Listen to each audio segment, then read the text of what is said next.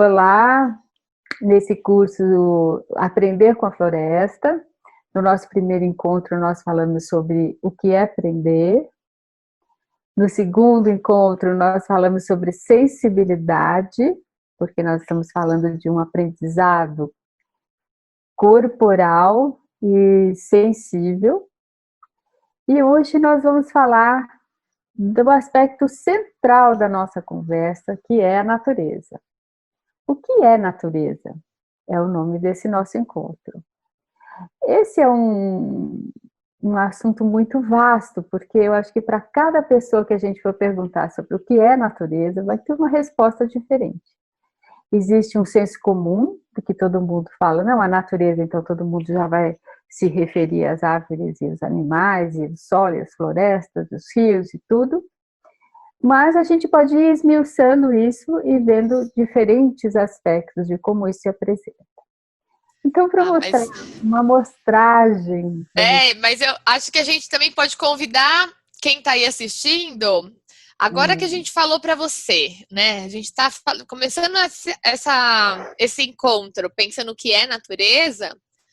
Separa aí, pega um papelzinho aí do lado, né? Faz uma anotação em 3 palavras o que é natureza para você. Anota aí o que vem na sua cabeça quando a gente fala de natureza, 3 palavras. E a gente fez essa pergunta também nas nossas redes sociais, né? E deixou aberto para muitas pessoas responderem, para quem quiser responder. E aí nós tivemos algumas respostas. E aí, enquanto você está aí respondendo a essa pergunta, a gente vai compartilhar, né, o que essas pessoas responderam para a gente. E vamos ver se o que está aparecendo aqui apareceu por aí também. A mesma pergunta, em 3 palavras, o que é natureza para você? Então, olha, de tudo que a gente falou desde o primeiro encontro, né? Muitas palavras estão presentes aqui, né? É, e e a, esse formato é uma nuvem de palavras, né? Então, conforme as pessoas foram respondendo, palavras que foram colocadas mais de uma vez estão mais ao centro e em tamanho maior. Então, por exemplo, vocês estão vendo aí que vida está no centro, porque muitas pessoas colocaram vida dentro dessas 3 palavras. E eu vou dizer que não é só por conta dessa amostragem, não, mas várias vezes que a gente já fez essa nuvem de palavras, vida está sempre no centro, né, Rita? É verdade. Tem uma essência aí se revelando, né? Não é? Mas é muito interessante, né? Muito como é diversificado, né? A percepção, aquilo que as pessoas priorizam, né? Para definir o que é natureza. Então, não somos nós que vamos dizer que natureza é isso ou aquilo. Acho que natureza é tudo isso, né? É tudo isso que as pessoas estão enxergando, né? Sim. O que eu acho importante quando a gente fala de natureza é a gente se sentir parte disso, né? Acho que é o aspecto fundamental. Não sei se todos vão concordar, é uma questão delicada que a gente precisa se aprofundar, de que nós fazemos parte, nós somos natureza. A gente, devido à nossa natureza, nós desenvolvemos aspectos diferentes de existir, de interferir no mundo, né? Nós criamos culturas, criamos grupos, criamos civilizações, impérios e muitas outras coisas mais.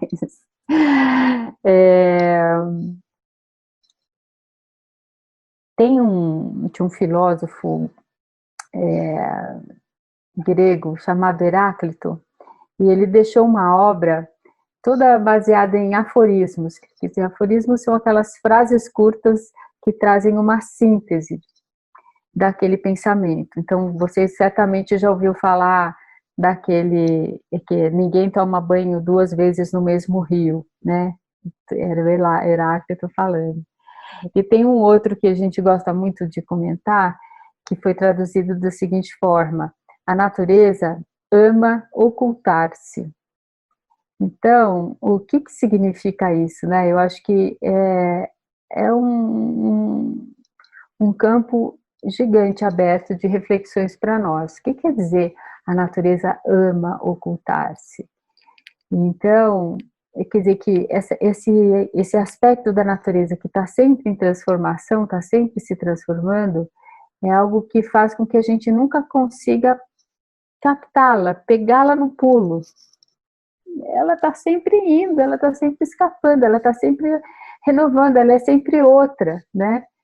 Cada elemento natural que você fizer isso, todos, pequenos conjuntos, grandes conjuntos, não importa. Ela está sempre se transformando. E o que está escondido, né, que nós não vemos? O que é isso, essa força?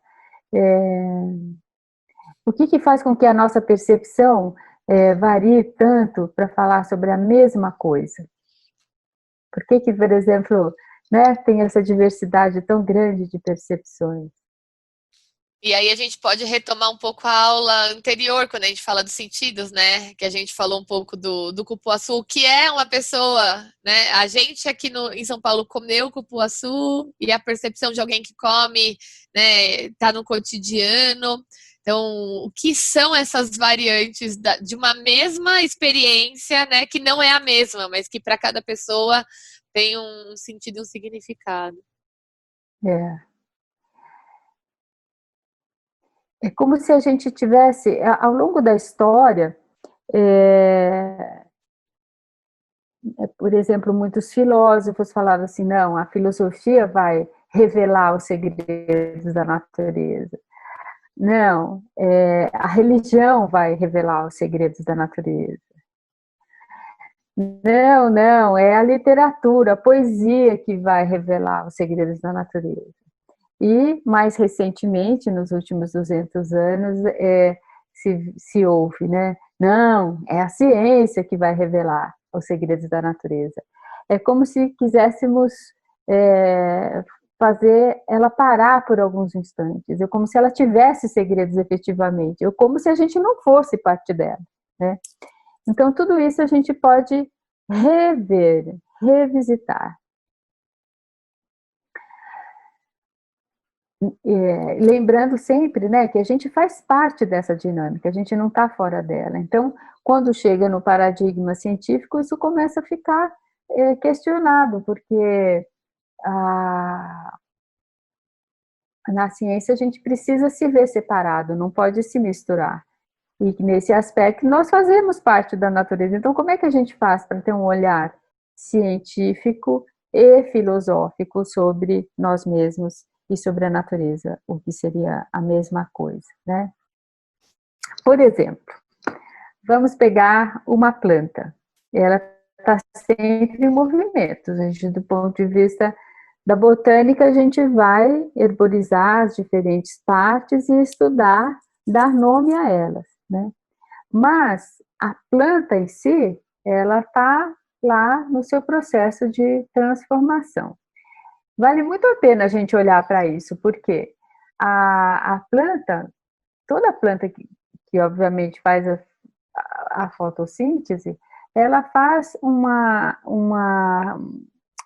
reação química que conecta o céu com a terra.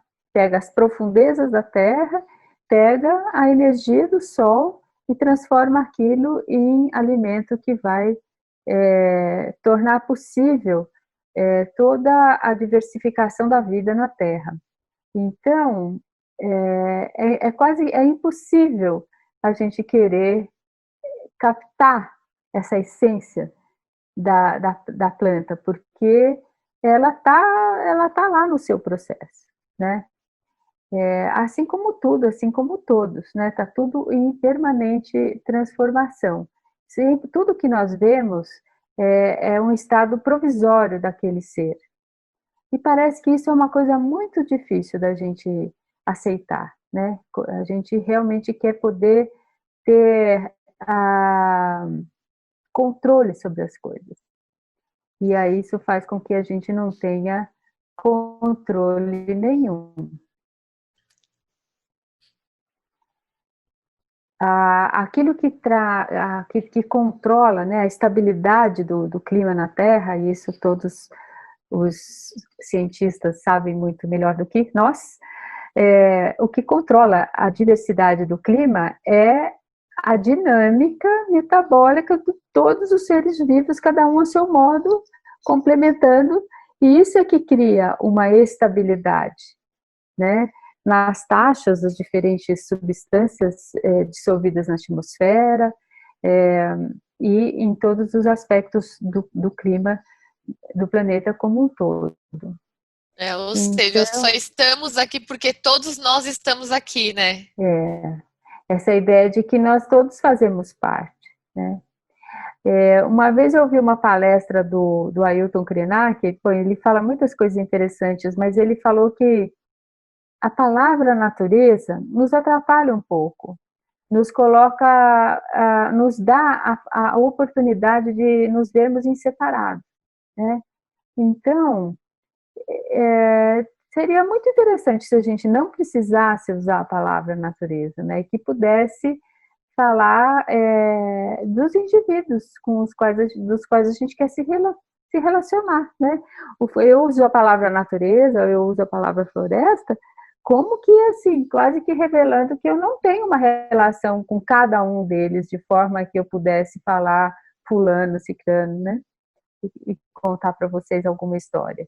Então, é algo que eu penso que seja um caminho daqui para frente, que a gente possa cada vez mais ter relações diretas com os diferentes seres, de forma a poder nomeá-los de uma maneira pessoal. Porque você vai de novo me perguntar, para que serve isso? Para que seria, né? Eu vou querer de novo devolver a pergunta para você. Para que serve eu ter uma relação direta com os seres?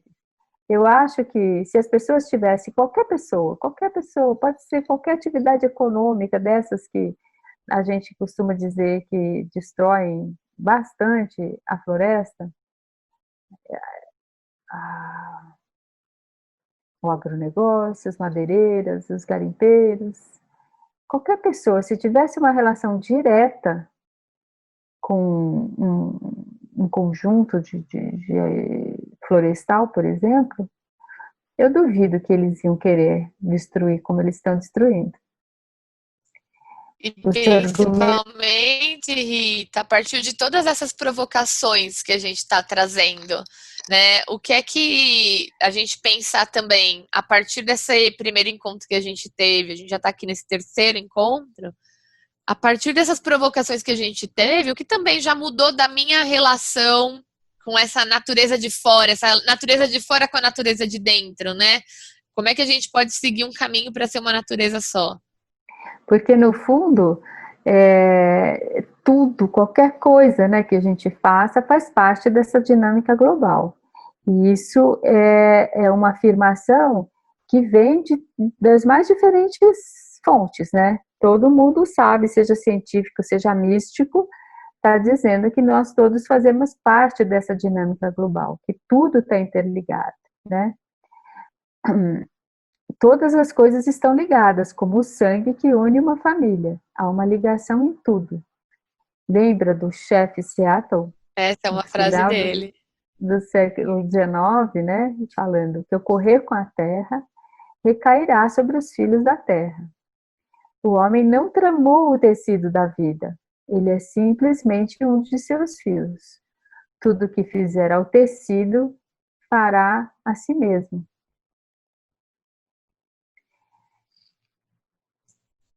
Eu gosto dessa percepção, né? Eu gosto de olhar para mim e ir percebendo o quanto eu vou percebendo essa conexão mudar a partir do quando a gente conversa, a partir dessas relações que a gente tem experimentado, né? Dessas experiências diretas que a gente vem vivendo, e o quanto isso vai se tornando mais visível, né? O quanto quando a gente vai ativando, né, nutrindo essas percepções, essa sensibilidade, o quanto essas conexões vão se tornando mais visíveis pra gente. É verdade.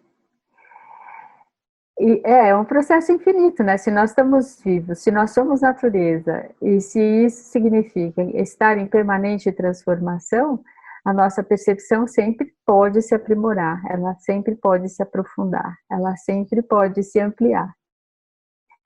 E é isso que a gente deseja para vocês. Tem há um tempo atrás, 2012, eu escrevi um livro chamado Meio Ambiente e Natureza, que eu acho que pode ser bem oportuno para quem quiser se aprofundar nessas reflexões, e a gente vai deixar indicado aí para vocês. É isso, que a gente nunca se esqueça que nós somos natureza, né? Muito bem. Até a próxima.